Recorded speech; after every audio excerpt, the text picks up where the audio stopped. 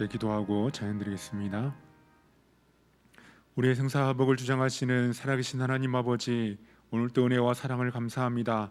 더운 날씨 가운데서도 저희들을 지켜주시고 늘 하나님 은혜 가운데 살아갈 수 있도록 인도하여 주시니 감사합니다.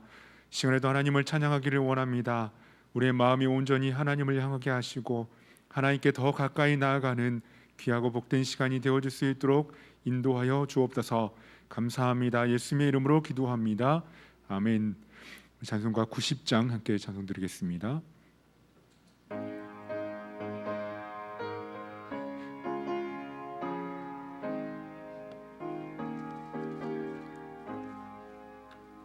주 예수 내가 알기 전 날 먼저 사랑했네.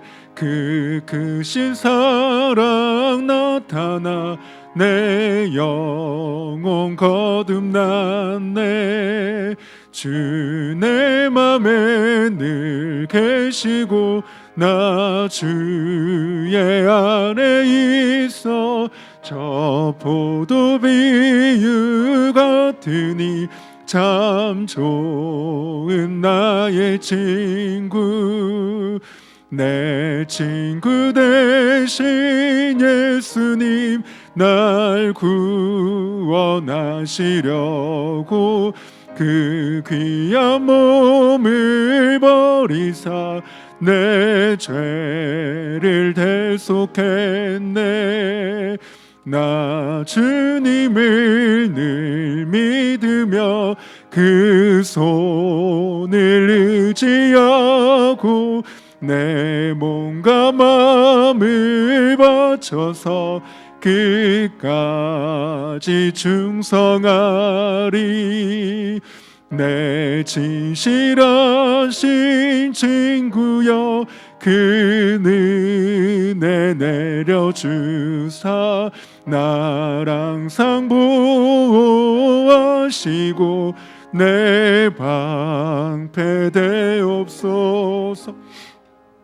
그 풍성한 참 사랑을 네 능히 끊을 소냐. 날 구원하신 예수는 참 좋은 나의 친구.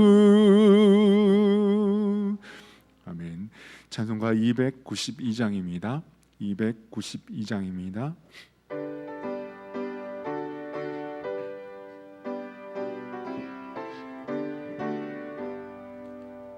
주 없이 살 수 없네. 죄인의 구주여 그 귀한 보배 피로 날 구속하소서. 그 주의 사랑으로 흘리신 보혈이 내 소망 나의 위로 내 영광 됩니다. 주 없이 살 수 없네. 나 혼자 못 서리. 힘없고 부족하며 지혜도 없도다. 주밖에 나의 생명 또 나의 힘이라. 주님을 의지하여 지혜를 얻으리. 주 없이 살 수 내 주는 아신다. 내 영의 깊은 간구 마음의 소원을 주밖에 나의 마음 네 알아주리요. 내 마음 위로하사 평온케 하시네. 주 없이 살 수 없네. 세월이 흐르고 이 깊은 고독 고독 속에 내 생명 끝나도 사나운 풍랑일 때 날 지켜주시니 내 곁에 계신 주님. 4절입니다. 주 없이 살 수 없네. 주 없이 살 수 없네. 세월이 흐르고 이 깊은 고독 속에 내 생명 끝나도 사나운 풍랑일 때 날 지켜주시니 내 곁에 계신 주님 늘 힘이 됩니다.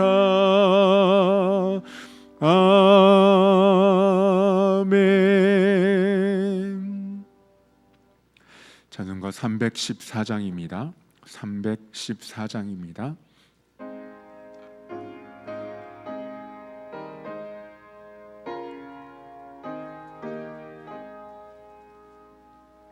내 구주 예수를 더욱 사랑 엎드려 비는 말 들으소서. 내 진정 소원이 내 구주 예수를 더욱 사랑 더욱 사랑. 이전엔 세상 나 기뻤어도 지금 내 기쁨은 오직 예수. 다만 내 비는 말 내 구주 예수를 더욱 사랑 더욱 사랑. 이 세상 떠날 때 찬양하고 숨질 때 하는 말 이것일세. 다만 내 비는 말 내 구주 예수를 더욱 사랑 다만 내 비는 말 내 구주 예수를 다만 내 비는 말 내 구주 예수를 더욱 사랑 더욱 사랑.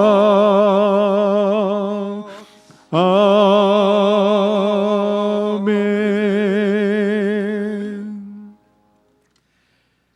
이 시간 백합 찬양대 송영에 맞춰 묵도하심으로 수요 예배로 하나님 앞에 영광 돌리겠습니다.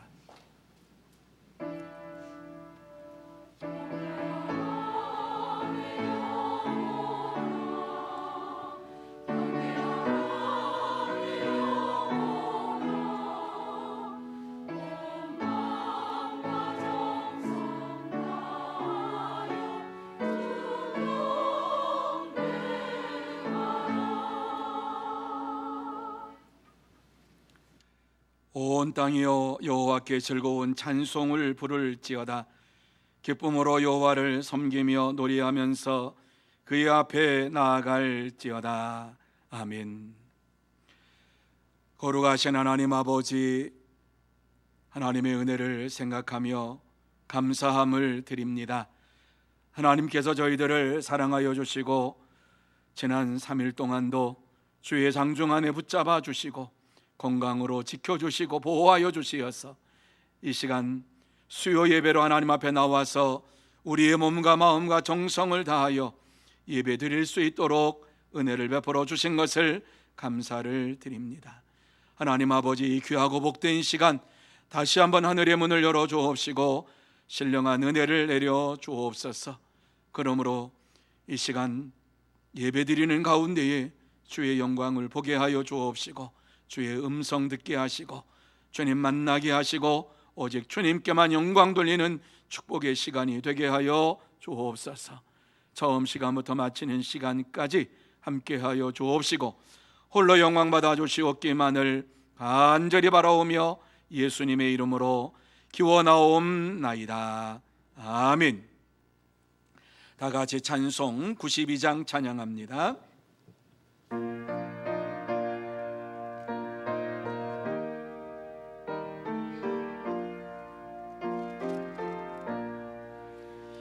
위에 계신 나의 친구, 그의 사랑 지극하다.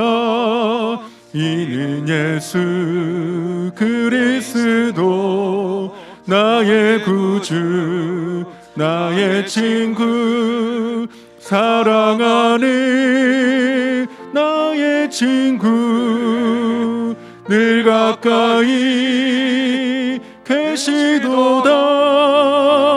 그의 사랑 놀랍도다. 변함없는 나의 친구, 나를 위해 죽으시고 나를 구원하셨으니 기쁨으로 경배하며 찬양하리. 나의 친구, 사랑하는 나의 친구, 늘 가까이 계시도다. 그의 사랑 놀랍도다. 변함없는 나의 친구, 내 맘속에 늘 계시고 영원토록 함께하네. 가지 되어 하나 되리. 포도나무 나의 친구, 사랑하는 나의 친구, 늘 가까이 계시도다. 그의 사랑 놀랍도다. 변함없는 나의 친구, 그날이와 황금길에 그의 영광 바라보며 그의 발로 날 안을 때 만나보리. 나의 친구, 사랑하는 나의 친구, 늘 가까이 계시도다. 그의 사랑 놀랍도다. 변함없는 나의 친구. 이 시간에 염학래 권사님 기도 인도해 주시겠습니다.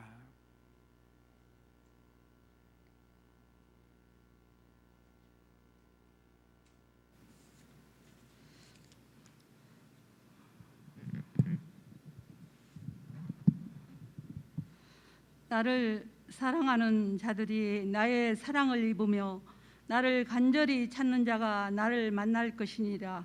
아멘. 사랑과 은혜가 풍성하신 하나님 아버지, 하나님의 은혜로 2022년 한 해를 시작한 지 얼마 되지 않은 것 같은데 벌써 상반기를 보내고 7월 첫 주 수요 예배를 드리게 하심을 감사드립니다. 죄악에 빠져 아무 소망이 없던 저희들에게 독생자 예수 그리스도를 보내주셔서 말로 형용할 수 없는 고난을 십자가에서 고난을 받으시고 우리를 구원해 주신 주님의 은혜를 감사드립니다. 아멘. 그 큰 사랑과 은혜를 받았음에도 하나님께 매번 순종하지 못하며 넘어지는 연약한 저희들을 불쌍히 여기시고 저희들의 죄를 용서하여 주시옵소서. 아멘. 지금도 코로나 전염병과 무더위를 핑계로 나태해진 저희 심령을 새롭게 하여 주시고 주여. 항상 예배를 사모하며 말씀과 기도로 승리할 수 있도록 주님 저희들을 붙잡아 주시옵소서. 아멘.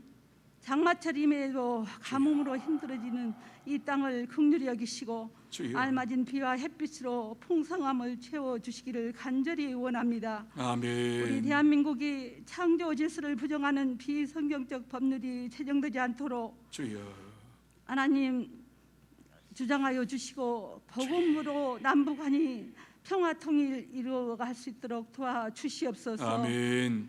동성 결혼을 합법화하려는 건강 가정 기본법과 포괄적 차별 금지법을 막아내어 주시옵소서. 주여. 7월에는 우리 서문교회 여름 성경학교 행사를 계획하고 준비 중에 있사오니 주님. 교육자들과 교사들에게 성령 충만한 은혜를 주시옵소서. 아멘. 다음 세대 주인공인 우리 자녀들이 세상의 가치관의 마음을 빼앗기지 않고 주여. 말씀과 기도로 주님이 주시는 비전을 품고 승리할 수 있도록 온 성도들이 기도와 물질로 협력하여 주일학교가 부흥될 수 있도록 도와주시옵소서. 아멘. 오늘도 주님의 귀한 말씀을 선포하신 목사님께 주여. 성령으로 능력을 다하여 주시옵소서. 아멘. 하나님 말씀을 사모하여 이 자리에 주여. 예배드리는 성도들과 가정에서 여러 가지 사정으로 나오지 못한 모든 성도들에게 은혜해 주시옵소서. 아버지. 특별히 아버지. 가정에서 병원에서 요양원에서 간절히 주님의 손길을 기다리는 환우들에게 주여. 치료 손길을 붙잡아 주시옵소서. 주여. 안타깝게 코로나로 인해 3년 동안 찬양 드리지 못했는데 아버지. 오늘 귀한 찬양을 백합 찬양대가 준비하였사오니 하나님 받아주시고 은혜 내려 주시고 축복 주시옵소서. 아멘. 예수님 이름으로 간절히 기도드립니다. 아멘.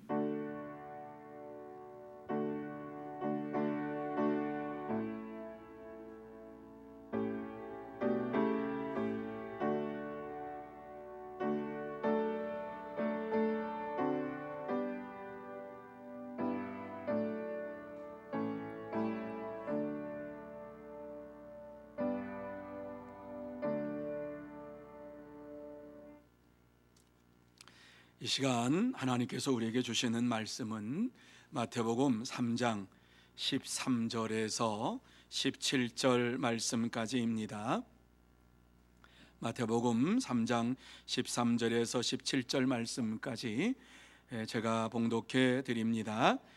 이때에 예수께서 갈릴리로부터 요단강에 이르러 요한에게 세례를 받으려 하시니 요한이 말려 이르되 내가 당신에게서 세례를 받아야 할 터인데 당신이 내게로 오시나이까? 예수께서 대답하여 이르시되 이제 허락하라. 우리가 이와 같이 하여 모든 의를 이루는 것이 합당하니라 하시니 이에 요한이 허락하는지라.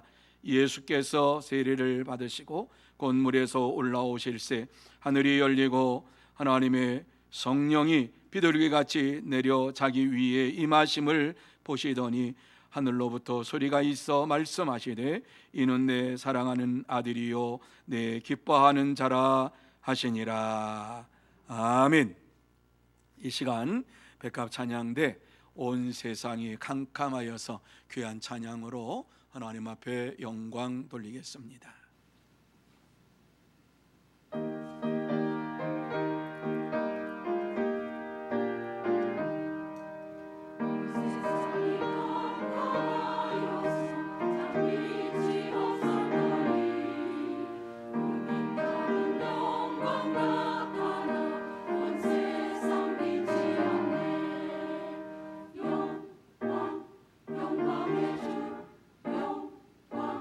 영광의 주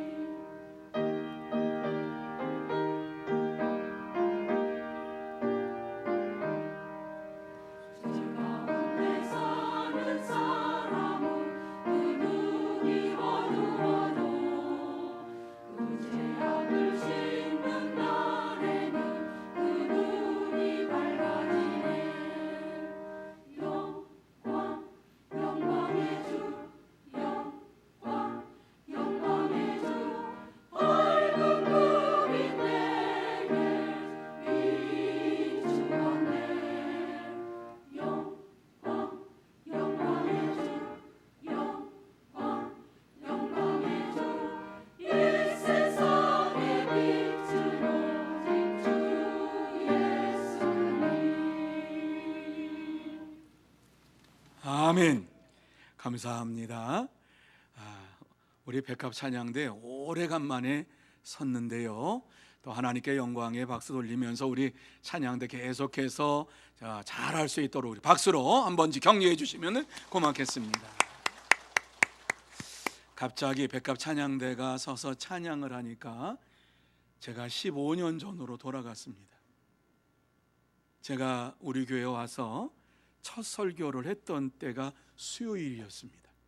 그런데 그때도 백합 찬양대가 찬양을 했습니다. 그런데 그 찬양을 들을 때에 그렇게 아름다운 찬송을 어디서 들어본 적이 없었습니다. 너무너무 그때 감사해가지고 정말 감사하다고 하나님께서 역사해 주셨다고 하면서 제가 백합 찬양대의 찬양을 듣고 제가 은혜를 받은 것에 대해서 말씀을 드린 적이 있어요. 오늘도 하나님께서 그렇게 제게 역사하여 주신 줄로 믿습니다. 너무 감사해요. 너무 고마워요. 그저 찬양대가 섰다고 하는 것뿐만 아니라 이렇게 찬양으로 하나님 앞에 영광을 돌릴 수 있다고 하는 것 자체가 기쁨이요 은혜요 축복인 줄로 믿습니다. 제가 이렇게 기뻐하는데 우리 하나님은 얼마나 기뻐하시겠습니까? 하나님께서는 우리 찬양대의 찬양을 받으시고 크게 기뻐하실 줄로 믿습니다. 그런데 한 가지, 저쪽에 앉아 계시니까 이쪽에 텅 비어 있어요. 아멘 하면 안 돼. 이쪽이 비어 있다니까 아멘 안 돼. 여기가 비어 있어서 여기가 채워지면 좋겠어요. 이때 아멘 하셔야 돼. 예, 성가대가 이렇게 찬양대가 이렇게 쓰고 또 이 자리도 더 차고 넘치는 이러한 은혜가 있기를 바랍니다. 그래서 3일 저녁 수요 예배에 나와서 우리가 함께 예배를 드리고 하나님 앞에 영광을 돌리고 기도하고 부르짖고 3일 저녁은 원래 수요 기도회로 이렇게 처음부터는 그렇게 시작이 됐지요.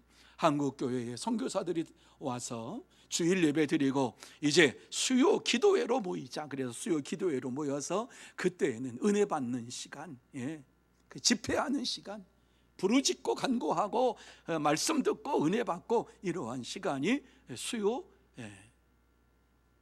기도회였어요. 근데 이것이 이제 예배로 우리가 이렇게 바꾸어졌지요.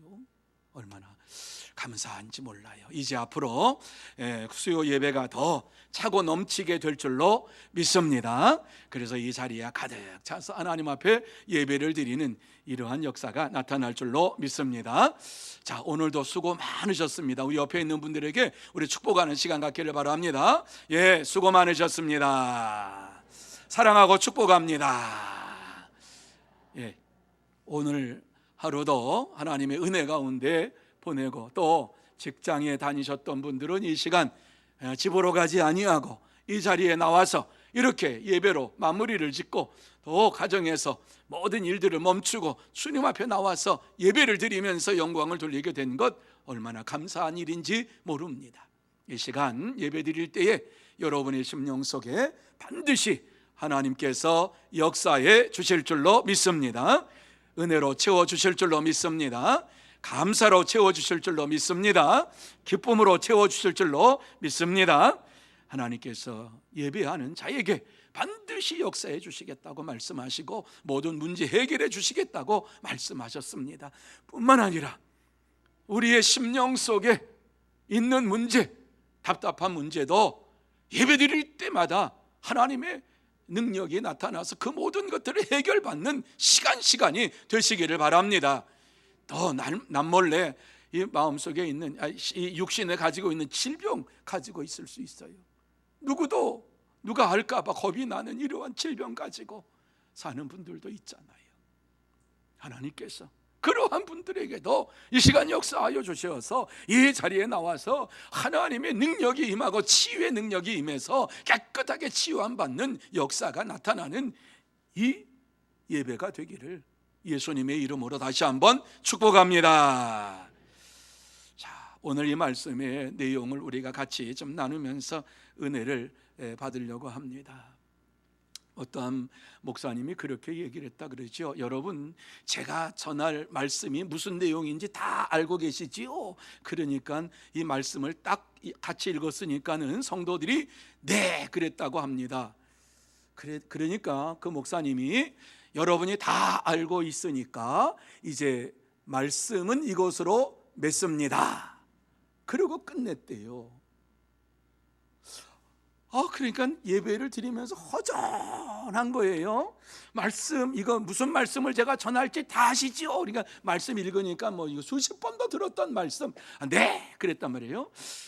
다음 이게 또 집회에 또 목사님 올라오셔서 여러분 오늘 말씀이 무슨 말씀인지 제가 여러분에게 드릴 말씀이 무엇인지 다 이해가 되시지요? 그러니까 이해하면은 금방 끝날 거니까 잘 모르겠습니다. 그렇게 얘기를 했답니다. 그러니까 뭐라 그랬겠어요? 알 때까지 읽으시기 바랍니다. 이상으로 설교 마칩니다. 그리고 끝났대요. 빨리 끝난 건 좋은데 이거 뭔가 좀 허전하고 그러한 마음이 들었다. 뭐 이런 이야기가 있단 말씀이지요. 우리가 하나님의 말씀을 반복해서 읽고 그 말씀을 듣고 그 말씀을 우리의 마음속에 새기는 것은 그때마다 하나님께서 우리에게 주시는 은혜가 다르기 때문에 그렇습니다. 여러분, 똑같은 말씀도 계속해서 읊조리며 매일매일 그 말씀을 묵상하면 그 말씀이 똑같은 말씀으로 내게 임하지 아니하고 그 말씀이 우리의 심령 속에 다 다른 은혜로 임하게 되는 것입니다. 이것이 하나님의 은혜인 줄로 믿으시기를 바랍니다. 하나님께서는 은혜를 받을 만한 자들에게 은혜를 베풀어 주시는 거예요. 수십 번 수만 번을 들었다 할지라도 하나님 앞에서 은혜를 받기로 작정하며 결단하는 이러한 자들의 심령 속에 하나님께서는 역사해 주시고 그 말씀을 통해서 새로운 말씀으로 덧입혀 주시고 이 세상에서 살아갈 수 있는 힘과 능력을 허락해 주실 줄로 믿습니다. 자, 오늘 이 말씀에 보면은 이 말씀은 예수님께서 이 세상에 사역을 시작하실 때에 어떻게 사역을 시작하셨는가 하는 것을 우리에게 말씀을 해주고 있습니다. 예수님이 공생애를 어떻게 시작하셨는가? 예수님께서 30년 동안 집안에 계시다가 이제 예수님께서 하나님의 아들로 그리스도로 구세주로 이제 어떻게 출발을 하셨는가 하는 사실을 오늘 이 말씀 속에서 우리에게 해주고 있습니다. 예수님께서 어떻게 시작을 하셨나 이 말씀을 자세하게 말씀을 해주고 있는데 이 말씀을 나누면서 예수님께서 어떻게 이 세상에서 공생애를 시작하셨는가 하는 사실을 나누면서 은혜를 나누기를 원합니다.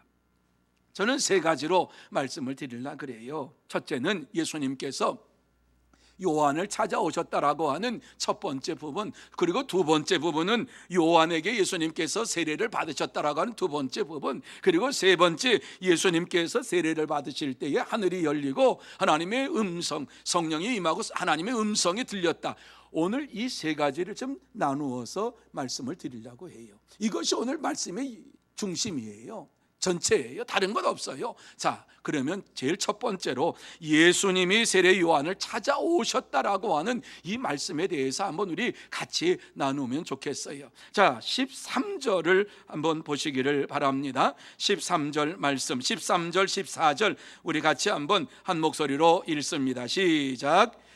이때에 예수께서 갈릴리로부터 요단강에 이르러 요한에게 세례를 받으려 하시니 요한이 말려 이르되 내가 당신에게서 세례를 받아야 할 터인데 당신이 내게로 오시나이까. 아멘.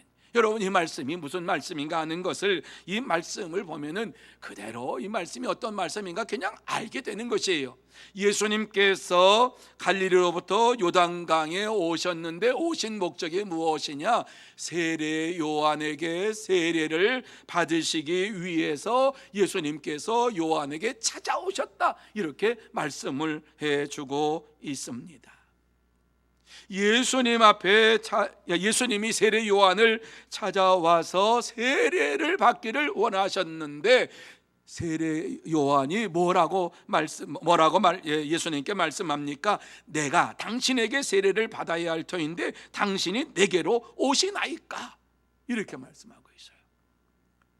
내가 당신에게 세례 받아야지 당신이 내게 세례를 받는다고 하는 말이 되지 않습니다라고 하는 것이지요. 그러니까 이 말씀을 보면 요한은 예수님이 누구신가 하는 사실을 알고 있었다라고 하는 것을 전제하고 있는 것이지요. 예수님이 하나님의 아들이신 것을 전제하고 있는 것이지요. 예수님이 그리스도로 이 세상에 오셨다라고 하는 것을 전제하고 있는 것이지요. 어떻게 내가 당신에게 세례를 받아야지 내가 당신한테 어떻게 세례를 줄 수 있습니까? 이렇게 얘기한 것을 보면은 이거는 말도 안 되는 얘기입니다. 아닙니다. 이렇게 극구 말렸다라고 하는 것이지요. 그가 생각해도 이해할 수가 없는 일이 지금 벌어지고 있는 것입니다. 이처럼 요한이 예수님께서 세례를 받으시겠다라고 하니까는 말렸어요. 말리니까 예수님께서 하신 말씀이 무엇입니까? 이제 허락하라. 우리가 이와 같이 하여 모든 의를 이루는 것이 합당하니라. 이렇게 말씀을 하셨습니다. 이 말씀을 듣고 요한은 즉시 순종을 했습니다. 그렇습니다.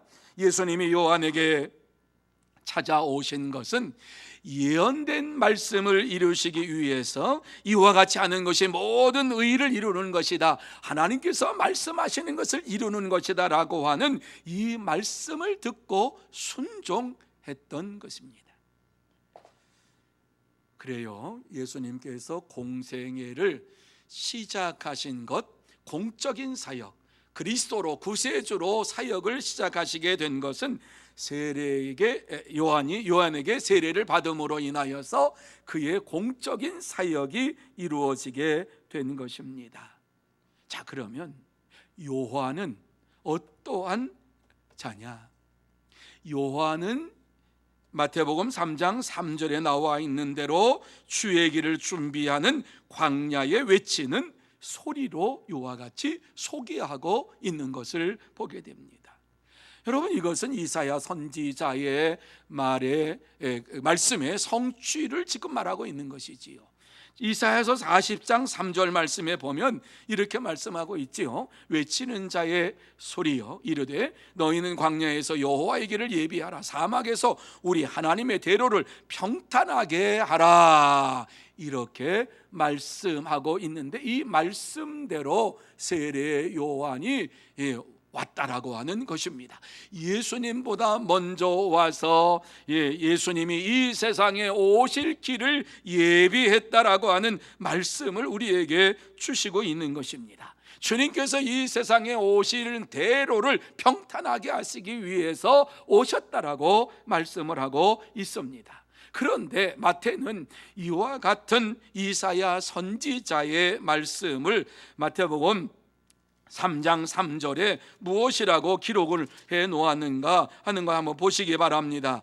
그는 선지자 이사야를 통하여 말씀하신 자라 일러스되 광야에 외치는 자의 소리가 있어 이르되 너희는 주의 길을 준비하라, 그가 오실 길을 곧게 하라 하였느니라. 이렇게 말씀을 하고 있는데 이사야 선지자가 외쳤던 말씀과 마태가 지금 인용하고 있는 말씀과는 보면은 그 중심 내용은 같아요. 그러나 그 내용이 조금 달라졌어요.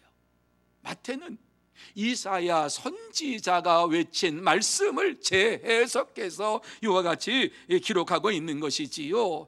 광야에 외치는 자의 소리가 있어 이르되 너희는 주의 길을 준비하라, 그가 오실 길을 곧게 하라. 이사야 선지자가 했던 그대로의 말씀이 아니라 다시 한번 마태는 이 말씀을 보면서 재해석을 하고 있는 것을 보게 됩니다. 그래서 인용하면서 재해석을 하면서 세례 요한이 세상에 온 것은 예수님께서 이 땅에 오실 길을 준비하기 위해서 왔다라고 이렇게 우리에게 말씀을 해주고 있는 것입니다. 요한이 이 세상에 왕으로 오실 주님을 기다리면서 주님이 오실 그 길을 준비하고 평탄케 하고 곧게 하기 위해서 주님께서 와서 말씀을 증거하실 때에 그 말씀이 잘 전해질 수 있도록 이와 같이 요한이 와서 먼저 말씀을 전했다라고 하는 거예요. 그렇습니다. 예전에는 이스라엘에는 세 가지 길이 있었습니다. 그 세 가지 길이 무엇이냐 하면은 왕의 길이 있었고, 해변길이 있었고, 족장의 길이 있었습니다. 이게 민수기에 나오는 얘기인데, 그런데 왕의 대로라고 하는 것은 그 왕들이 지나갈 수 있도록 이와 같이 큰 길이 나져 있는데, 이 왕의 대로가 비가 안 올 때에는 그 길이 잘 닦여져 가지고 갈 수가 있는데, 우기가 되면은, 우기가 이제 1월, 12월, 1월 이렇게 하면 이스라엘은 우기가 시작이 되는데, 그 우기가 되면은 이게 비가 쏟아지면은 그 길이 범람을 해가지고 물이 범람해서 그 길이 사라져 버려요. 그러니까는 왕이 지나가려고 하는 그 길이 사라져 버리니까는 신하들은 그 길을 갖다가 없어지지 않도록, 비가 와가지고 침수되지 않도록 그것을 잘 쌓아 올리고 그 뚝을 쌓고 그러면서 그 길을 만들어서 이와 같이 왕이 지나가기에 부족함이 없도록 이렇게 길을 예비해 놓았어요. 그래서 낮은 것은 좀 높게 만들고 높은 것은 좀 평지를 만들고 이래가지고 항상 그 길이 왕이 지나갈 때에 편안하게 지나갈 수 있도록 이와 같이 그 모든 길을 만들었어요. 그것처럼 세례 요한이 예수님께서 이 땅에 오셔서 주의 말씀을 증거하실 때에 평탄하게 모든 것을 잘 전하실 수 있도록 이와 같이 주의 길을 예비하는 자로서 세례 요한이 이 땅에 왔다라고 말씀을 하고 있는 것입니다. 세례 요한은 예수 그리스도께서 구세주이신 것을 믿고 주님께서 이 땅에 와서 복음을 전하는 일에 있어서 좋은 환경을 만들어 주시기 위해, 좋은 그러한 길을 닦기 위해서, 환경을 만들기 위해서 먼저 온 선지자로서 이사야 선지자의 예언의 말씀을 이루기 위해서 왔다라고 하는 말씀을 주시고 있는데, 바로 이 세례 요한을 예수님께서 찾아오셔서 그 말씀이 그대로 이루어지기를 원한다라고 하는 이러한 말씀을 세례 요한에게 준 것이에요. 사랑하는 성도 여러분, 예수님은 요한에게 찾아오심으로 인하여서 이제 세례 요한이 이사야 선지자가 말했던 이 주의 길을 평탄케 하는 이러한 사람으로 왔고, 그리고 예수님께서 이 세상을 구원할 구세주로 오신 것에 대하여서 우리에게 말씀을 해 주시고 있어요. 그리고 예수님께서 세례 요한을 찾아오셨다라고 하는 그것은 말씀을 이루기 위함이요, 공생애를 시작하는데 하나님의 말씀을 따라 순종하며 모든 것이 이루어졌다라고 하는 사실을 증거해 주고 있습니다. 자, 예수님께서 이렇게 세례 요한을 찾아와 가지고 우리가 이와 같이 하여 모든 의의를 이루는 것이 합당하니라 하는 이 말씀을 주셨는데, 하나님의 말씀이 성취되는 이러한 모든 것들을 이루기 위해서 너와 내가 존재한다라고 하는 사실을 말씀해 주고 있습니다. 그렇습니다. 저와 여러분이 이 땅에 사는 이유가 무엇입니까? 존재 이유가 무엇입니까? 요한에게 예수님께서 이사야 선지자의 예언의 말씀을 이루기 위해서 이와 같이 우리가 살고 있는 것이고 너도 살고 있고 내가 살고 있는 것이라고 말씀한 것처럼, 이 세상에 우리가 살고 있는 이유가 무엇이냐? 하나님의 뜻을 이루기 위해서, 하나님의 말씀을 이루기 위해서 이 땅에 살고 있다라고 하는 사실을 저와 여러분의 심령 속에 새겨 넣어야 될 줄로 믿습니다. 그래서 우리가 이 땅에 사는 이유가 무엇이냐? 예수님께서 세례 요한에게 말씀하고 있는 것처럼 말씀을 이루기 위해서 우리가 지금 모든 것을 행하는 것처럼 우리에게도 동일하게 말씀하라고 있어요. 우리가 이 땅에 사는 이유가 무엇이냐? 하나님의 말씀을 이루기 위해서 사는 것이다. 하나님의 말씀에 순종하면서 하나님의 뜻을 따라서 달려나가는 믿음의 삶을 사는 성도가 되라고 말씀하고 있습니다. 이러한 성도 여러분들이 다 되시기를 예수님의 이름으로 축복합니다. 두 번째로, 예수님은 요한에게 세례를 받으셨다라고 하는 말씀을 우리에게 주시고 있어요. 자, 16절 말씀 상반절에 보면은 예수님께서 세례를 받으시고 곧 물에 올라오실새. 여러분, 세례 요한이 예수님 앞에 세례 받기를 원했어요. 내가 세례 받아야지 뭐 안 됩니다. 그런데 아니다, 하나님 말씀 이루기 위해서 해야 된다, 이렇게 말씀하셨어요. 우리가 지금 하나님 말씀 이루기 위해서 지금 이 사역을 하는 것이다 말씀했어요. 그러면서 예수님께서 세례 요한에게 세례를 받으셨어요. 그것이 곧 물에서 올라오실새라고 하는 말씀을 주시고 있는 것이요. 예수님께서 요한에게 세례를 받으셨다라고 하는 거예요. 자, 이것을 우리가 곰곰이 생각해야 돼요. 세례 요한이 그 당시에 외쳤던 세례는 회개하라, 천국이 가까이 왔느니라. 그러면서 세례 요한이 회개의 세례를 모든 사람에게 베풀었어요. 그래서 마음속에 당시에 대제사장 앞에 가서 제사를 드리고 뭐해도 마음속에 꺼림칙한 것이 있고 죄 사함 받은 그런 게 없고 정말 400년 동안 하나님 앞에 온전한 제사가 드려지지를 못했어요. 그리고 형식적인 이러한 것이 많았어요. 그러니까는 이스라엘 백성들이 답답해가지고 사는 이러한 가운데 있는데, 광야에서 외치는 자의 소리가 있는데 세례 요한이 광야에서 외치면서 회개하라, 천국이 가까웠느니라 이러면서 증거할 때 사람들이 나와서 세례 요한이 증거하는 말씀을 듣고 마음속에 회개하는 이러한 마음이 생겼어요. 회개의 영이 들어갔어요. 성령의 역사하심이 있었어요. 그래서 회개하고 자복하고 세례를 받는 이러한 일이 벌어졌어요. 여러분, 왜 이와 같이 말씀합니까? 하나님의 나라에 들어가기 위해서는 회개해야 할 것을 분명하게 말씀하고 있어요. 예수 그리스도께서 이 땅에 오셔서 예수를 믿으려면 반드시 회개의 삶이 있어야 될 것을 세례 요한이 이와 같이 말씀을 하고 있는 것이지요. 그렇습니다. 이 세례 요한이 회개의 세례를 외쳤는데, 회개의 세례를 주셨는데 예수님은 회개할 것이 없는 분이에요. 그런데 그분이 왜 이와 같이 회개의 세례를 주고 있는 요한에게 가서 세례를 받으셨습니까? 그것은 예수님께서 우리와 같이 낮은 자리에 내려오셔서 우리와 같이 되기를 원하셨기 때문입니다. 저와 여러분과 같은 이러한 자리에 서기를 원하셨기 때문입니다.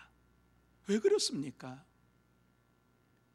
예수님이 육신의 옷을 입고 이 땅에 오지 않으셨다라고 하면은 우리의 죄를 대신해서 십자가에서 죽으실 이유가 아무것도 없습니다. 우리처럼 이와 같이 우리 인간처럼 이러한 몸을 가지고 오셨어야만이 우리의 죄를 용서해 주실 수가 있는 겁니다. 구약 시대에는 여러분이 잘 아는 것처럼 죄를 용서 안 받기 위해서는 속죄제, 속건제를 드렸어요. 제물을 잡아서 하나님 앞에 그 희생제물을 잡아서 제사를 드렸어요. 그런데 사람들이 너무 죄를 많이 지음으로 인하여서 이제는 뭐 제사를 드려도 그 제사의 효력이 없어요. 하나님 앞에 제사를 드리는 제물을 가지고 나오는데 성결하고 흠이 없고 티가 없는 것을 가지고 나오는 것이 아니란 말이지요. 하나님 앞에 제사를 드리기 위해서 나오는데 이젠 제사장들까지 타락해가지고 뭐라 그래요? 집에서 가져오지 말고 성전 안에서 파는 이러한 제물을 사서 그 제물을 가지고 제사를 드려라. 이것은 흠과 티가 없이 다 검열된 것이다. 이렇게 얘기를 하면서 제사장들이 값비싸게 아주 제물을 팔고 그리고 세상에 쓰는 로마 화폐가 아니라 이스라엘 화폐, 쓰지도 않는 이스라엘 화폐를 성전 안에서 그걸 사용하면서 환전을 해가지고 환전으로 남는 이러한 것을 욕심을 내가지고 이렇게 타락을 했단 말입니다. 결탁해서. 그러니까 제사를 하나님 앞에 드린다고 해도 하나님께서 그 제사를 받으시겠습니까? 죄를 회개하면서 제사를 드리는데 그 제사는 아주 형식적이고 그 속에는 이미 모든 죄악이 다 담겨져 있고, 제사장은 제사장의 욕심을 차리고 있고, 백성들은 빨리 쉽게 금방 끝나니까 좋고, 흠없고 티가 없는 것을 구분해가지고 하나님 앞에 안 가져가니까, 멀리서 안 가져가니까 좋고, 아주 편리하니까 좋고, 뭐 이래서 편리성을 따져가지고 이와 같이 하나님 앞에 제사를 드리는 그 제사를 하나님께서 받으시겠냐고 하는 것이에요. 안 받으시는, 그러니까 죄가 너무 관영해서 더 이상 그런 제사를 하나님 받으시기를 원하지 않으신 거예요. 그래서 예수님, 하나님께서 독생자 예수 그리스도를 이 땅에 보내주신 것이에요. 인간의 몸으로. 동물을 잡아가지고 아무리 이와 같이 하나님의 제사를 드린다 할지라도 속죄함을 받을 수 있는 이러한 시간이 효력이 지나버렸어요. 성의도 없고 정성도 없고, 그리고 하나님 앞에 드리는 이러한 마음 자세가 없어요. 그리고 제사장도 다 타락했고, 이러니까 하나님 안 받으시는 거예요. 성전의 마당만 밟는 이러한, 그리고 제물을 가지고 와서 빨리 예배 드리고 가야지, 제사 드리고 가야지, 이런 마음 가지고 제사를 드리는 이러한 것을 하나님께서 안 받으시겠다라고 말씀하셨잖아요. 선지자를 통해서 분명히 말했잖아요. 이러한 타락한 이러한 마음을 가지고 있는 이러한 것을 볼 때 어떻게 할 수가 없으니까 이제 마지막 방법으로 예수님, 하나님의 아들 독생자 예수 그리스도를 이 땅에 보내주신 것이지요. 보내주셔가지고 예수님께서 단번에 우리의 죄를 용서해 주시기 위해서 십자가의 죽으심으로 인하여서 더 이상 우리가 동물을 잡아서 희생제물로 하나님 앞에 제사드리지 아니하고 예수 그리스도로 말미암아, 십자가에 달려 죽으심으로 말미암아 우리가 죄 사함 받았고 우리는 영원토록 구원함을 받았다라고 하는 이러한 놀라운 축복을 하나님께서 허락해 주셨어요. 그 예수님께서 육신을 입고 오셔야만이, 이 인간의 몸으로 오셔야만이 인간의 죄를 단번에 용서해 주실 수가 있는 거예요. 그분은 죄가 없어야 돼요. 죄가 없는 것 아시지요? 지난 수요일 날 말씀드렸잖아요. 성령의 역사하심으로 인하여서 동정녀 마리아의 몸에서 태어나게 하셨잖아요. 그분은 우리처럼 엄마 아빠 밑에서 태어난 게 아니에요. 성령의 역사하심을 통해서 마리아의 몸을 빌려서 그리스도께서 이 세상에 오신 거예요. 죄가 없으신 분이에요. 그러므로 예수 그리스도께서 십자가의 죽으심으로 인하여서 단번에 예수를 믿는 자의 이러한 자들에게 단번에 죄를 다 용서해 주시고 죄의 사함을 허락해 주시고, 네가 나를 믿기만 하면, 마음으로 믿고 입으로 시인만 하면 너는 구원함을 받았다라고 말씀을 해 주신 것입니다. 예수님께서 세례 요한에게 이와 같이 세례를 받음으로 인하여서 구원 사역을 시작하게 되었다라고 하는 것을 선포하고 있습니다. 사랑하는 성도 여러분, 예수님은 우리의 죄를 용서해 주시기 위해서 인간의 모습으로 이 땅에 오셨고, 예수 그리스도를 믿는 자마다 멸망치 않고 영생의 축복을 받는 하나님의 사람이 되었습니다. 그렇습니다. 예수님은 우리의 죄를 용서해 주시기 위해서 요한에게 세례를 받으셨습니다. 그러므로 저와 여러분 모두 다 예수님께서 우리의 죄를 용서해 주시기 위해서 세례 요한에게 세례를 받으셨음을 마음속에 확실히 믿고 예수님의 말씀에 순종하는 복된 성도 여러분들이 다 되시기를 예수님의 이름으로 축복합니다. 세 번째로, 성령이 임하고 하나님의 음성이 들렸다. 하나님의 음성이 들렸다. 여러분, 성령이 임하시고 하나님의 음성이 들렸다라고 하는 이 말씀 16절 17절 특별한 역사가 나타난 것을 말씀하시지요. 예수님께서 구세주이신 것을 우리에게 분명하게 증거해 주고 있습니다. 자, 우리 16절 17절 같이 한 목소리로 한번 읽어봅니다. 시작. 예수께서 세례를 받으시고 곧 물에서 올라오실새 하늘이 열리고 하나님의 성령이 비둘기같이 내려 자기 위에 임하심을 보시더니 하늘로부터 소리가 있어 말씀하시되 이는 내 사랑하는 아들이요 내 기뻐하는 자라 하시니라. 아멘. 여러분, 예수님께서 세례 받으실 때 어떠한 어떠한 일이 현상이 벌어졌느냐라고 하는 이 말씀, 우리가 너무 잘 아는 말씀이에요. 성령이 임하셨어요. 비둘기처럼 성령이 임하셨어요. 그리고 성부 하나님의 음성이 들렸어요. 성부 하나님의 음성이 뭐예요? 내 사랑하는 아들이요, 이는 내 사랑하는 아들이요 내 기뻐하는 자라. 이와 같은 음성이 들렸다라고 하는 것이지요. 자, 여기 이 말씀 속에서 우리는 놓치지 말아야 할 말씀이 있어요. 성부 하나님의 음성이 들렸고 성령 하나님께서 비둘기처럼 나타나셨고 성자 하나님 예수 그리스도께서 이 세상을 구원하시기 위해 지금 세례를 받으신다라고 하는 이것을 우리 놓치지 말아야 돼요. 삼위일체 하나님께서 지금 한 곳에 이와 같이 역사하시는 것을 우리에게 말씀해주고 있는 것입니다. 성부, 성자, 성령 하나님께서 어디 계시느냐? 그 말씀이 어디 있느냐? 이 말씀을 보면은 성부, 성자, 성령 하나님의 역사하심을 우리에게 잘 말씀을 해주고 있는 것이지요. 예수님께서 세례를 받으시고 이와 같이 놀라운 역사가 그 자리에서 일어났어요. 하나님의 음성을 듣고 비둘기가 이와 같이 성령이 비둘기처럼 임하는 역사가 나타나게 된 것이에요. 여러분, 이것은 예수님께서 이 세상을 구원하시기 위해서 오신 하나님의 아들, 이는 내 아들이야, 하나님의 아들이신 것을 지금 선포하고 있는 거예요. 뿐만 아니라 성령이 비둘기처럼 그에게 임하셨다라고 하는 것은 새로운 시대가 시작되었다라고 하는 사실을 우리에게 말씀해 주고 있는 것이 이 본문의 말씀이에요.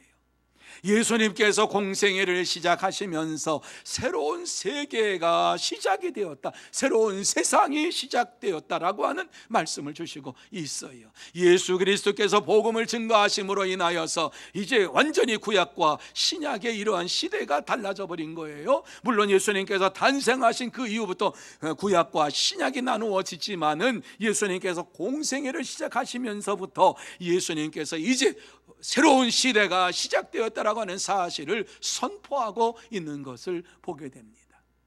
그래서 이 말씀 속에 성령이 이와 같이 비둘기처럼 그 위에 임하셨다라고 하는 말씀을 주시고 있지요. 이제 성령의 역사하심이 나타나는 시대가 되었다라고 하는 것을 우리에게 말씀해 주고 있습니다. 그런데 여러분, 비둘기라고 하는 것이 평화의 상징으로 우리가 이 시대에 사용하고 있지요. 이게 다 이 말씀에서 나온 겁니다. 왜 이와 같이 비둘기가 평화의 상징으로 나오느냐? 성경에서 나온 것인데, 조금 이제 구약 성경에 보면은 비둘기가 감람나무 잎사귀를 물고서 노아의 방주에 찾아왔던 것을 여러분 기억하시지요? 하나님께서 노아의 식구들 8식구를 딱 방주에 태우시고 이제 완전히 홍수로 이 세상을 진멸하셨어요. 그래서 거의 1년 동안을 배 안에서 생활했어요. 그리고 이제 그 홍수가 다 이제 끝났나, 그래서 까마귀를 내보내니 까마귀는 썩은 고기를 먹으니까 돌아오지 않았고, 비둘기를 내보내니까 비둘기가 나갔다가 다시 돌아왔고 아무것도 없이, 그리고 비둘기가 이제 무태가 가지고 감람나무에 잎사귀를 물고서 왔어요. 다시 놔줬더니 이제 했는데, 이제 홍수가 끝나고 이제 새싹이 나무에 새싹이 돋았구나. 그래서 노아가 땅에 내려와서 하나님 앞에 제사를 드리고 새로운 세상이 이제 시작된 것을 이제 말씀하고 있지요. 그래서 비둘기는 평화, 비둘기는 새로운 시작을 알리는 이러한 것으로서 말씀을 주시고 있지요. 오늘 이 말씀 속에서 성령이 비둘기처럼 임하셨다라고 하는 것은 예수 그리스도께서 이 세상에 오시고 공생애를 시작하심으로 인하여서 새로운 세상이 시작되었다라고 하는 사실을 우리에게 말씀해 주고 있는 것입니다. 그렇습니다. 우리는 예수 그리스도를 믿음으로 인하여서 새 생명을 얻은 사람으로서 새로운 이 세상에서 새로운 세계에서 사는 하나님의 자녀들이 되었습니다. 예수 그리스도가 아니면 옛생활 속에서, 옛날 생활 속에서 잡혀서 살아가는 자일 수밖에 없는데, 예수 그리스도를 믿음으로 인하여서 우리는 새로운 세계의 새 세상에 새로운 이러한 삶을 사는 이러한 하나님의 사람들이 된 것을 말씀하고 있습니다. 사랑하는 성도 여러분, 예수님께서 이와 같이 하나님의 성령이 비둘기같이 임하셨다라고 하는 이러한 말씀은 새로운 성령의 시대가 시작이 되었다, 그리고 성령의 역사하심이 우리 가운데 넘치는 이러한 일들이 나타나게 되었다, 예수 그리스도께서 하나님의 아들이심을 이와 같이 우리에게 말씀해 주심으로 인하여서 우리가 예수 그리스도를 하나님의 아들이심을 믿고 성령의 역사하심을 우리가 날마다 체험하며 살아갈 때에 우리의 삶에 있어서 아름다운 이러한 믿음의 역사가 나타나게 될 줄로 믿습니다. 여러분, 이러한 믿음의 삶을 우리에게 주시는 이유가 무엇입니까? 우리에게 복음을 전하라고 하시는 말씀입니다.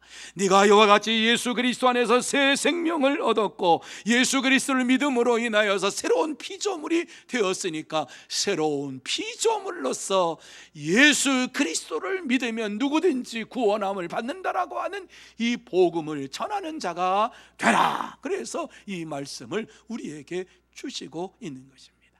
다시 한번 이 말씀을 마음에 새기면서 예수 그리스도께서 이 땅에 오셔서 세례를 받으시고 또 우리에게 주시는 그 말씀의 의미가 무엇인가?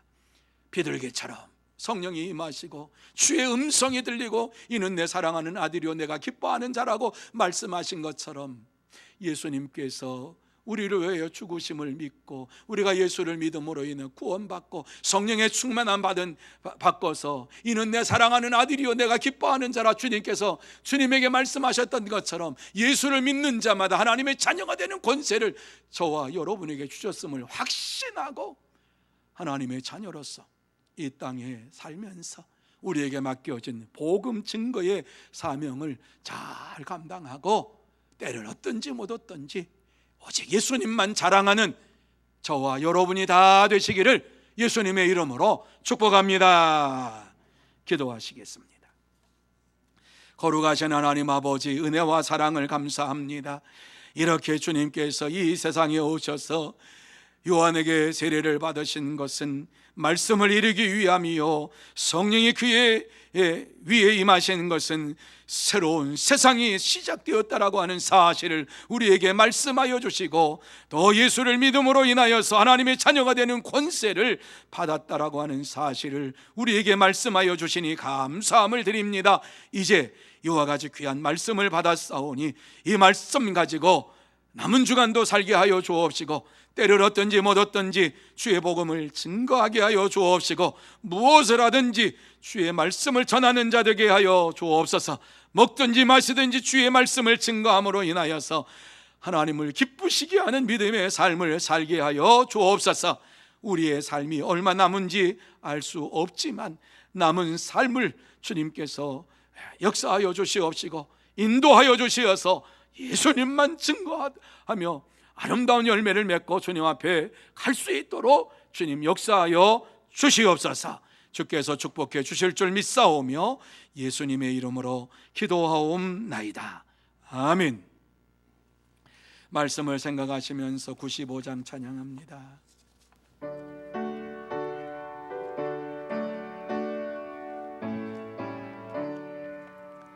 나의 기쁨 나의 소망 되시며 나의 생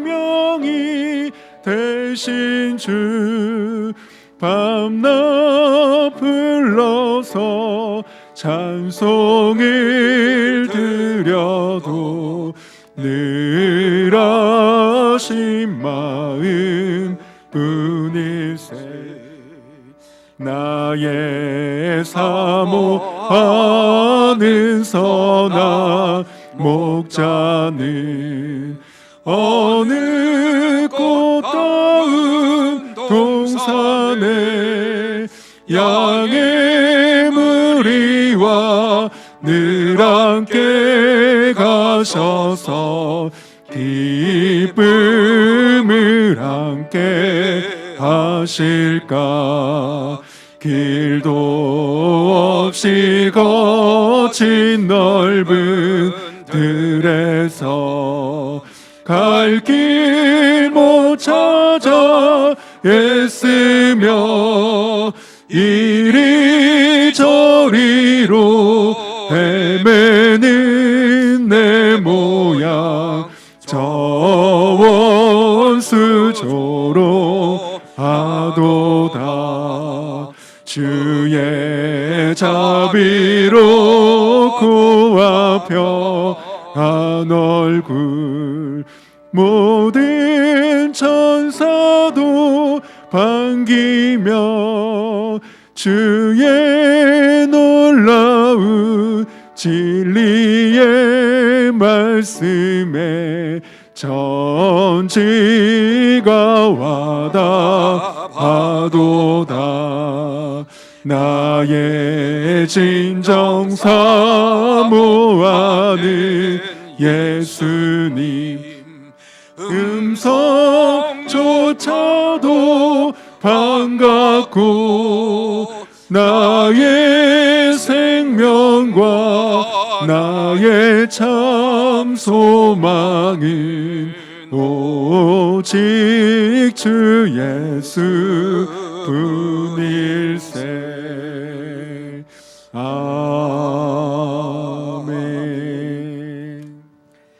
이 시간 귀한 분들이 하나님 앞에 예물을 봉헌하셨습니다.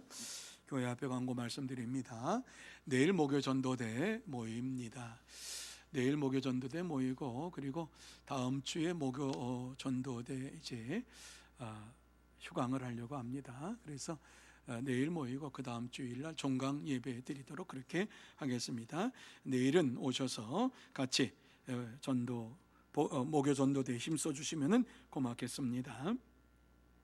구역장 건찰 기도회 금요일 날 오전 10시 30분에 미드몰에서 모입니다. 구역장님들 다 나오시면 좋겠고 또 기도하시고 싶으신 분들 나오셔도 됩니다. 그래서 10시 반에 집에 계시는 분들 나오셔서 같이 기도하면 더 좋을 것 같아요. 1시간 딱 합니다. 길게 안 하고 1시간 딱 20분 찬양하고 20분 말씀 듣고 20분 기도하고 그렇게 합니다. 그러니까 집에 계셔서 10시 반부터 시작해서 11시 반까지 이렇게 딱 하고 끝납니다. 그래서 같이 오셔서 좀 기도해 주시면 좋겠어요. 그래서 포스트 코로나 시대가 이제 시작이 되는데 하나님께서 역사해 주시도록 하나님께서는 은혜 주시도록 이같이 기도하고 간구하고 구역 예배가 은혜 가운데 재개될 수 있도록 위해서 합력해서 기도하면 반드시 역사가 일어나게 될 줄로 믿습니다. 꼭 여러분 기억해 주시면 고맙겠습니다. 그리고 또 주일학교 여름 사역을 위해서 여러분 주보에 잘 게재가 되어 있습니다. 이를 위해서 기도해 주시기를 바라고 물심양면으로 섬겨주시면 고맙겠습니다. 이 시간 하나님 앞에 귀한 예물 봉헌하신 분들을 위해서 기도하고 축도함으로 오늘 수요 예배를 마치도록 하겠습니다. 기도드립니다. 거룩하신 하나님 아버지, 은혜와 사랑을 감사합니다. 이렇게 예배의 자리에 나와서 하나님 앞에 영광을 돌리는 것을 기뻐하며 즐거워하며 하나님 앞에 나와서 영광을 돌리는 사랑하는 모든 심령 위에 하늘의 문을 활짝 열어주시어서 만복의 복을 허락하여 주옵시고 주님을 사랑하는 뜨거운 마음을 더하여 주시어서 하나님의 영광을 보게 하시고 하나님의 영광을 자랑하는 하나님의 사람들 되게 하여 주옵소서.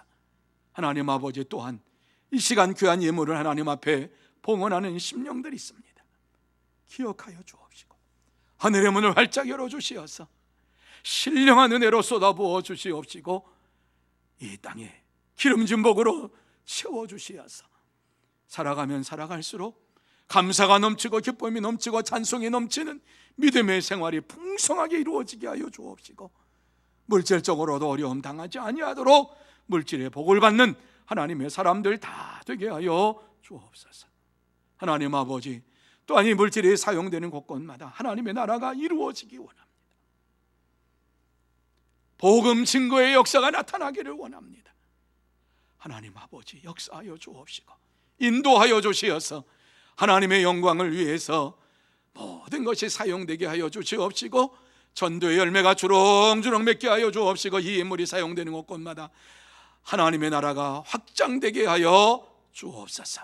주께서 역사해 주시옵기만을 간절히 바라옵고 지금은 우리 구주 예수 그리스도의 은혜와 하나님 아버지의 넓고 크신 사랑하심과 성령님의 감화 감동 인도 교통하심이 수요 예배에 나와서 하나님 앞에 예배를 드리면서 예수님께서 하나님의 말씀에 순종하여서 이 땅에 오셔서 세례를 받으시고 말씀을 성취하신 것처럼 이 땅에 살면서 주의 말씀을 이루어가며 주의 말씀에 순종하며 주의 복음을 전하기로 다짐하며 결단하는 사랑하는 모든 심령 위에와 가정 위에와 산업 위에와 일터 위에 그리고 주의 몸된 교회 위에 이제로부터 영원토록 함께 있을지어다.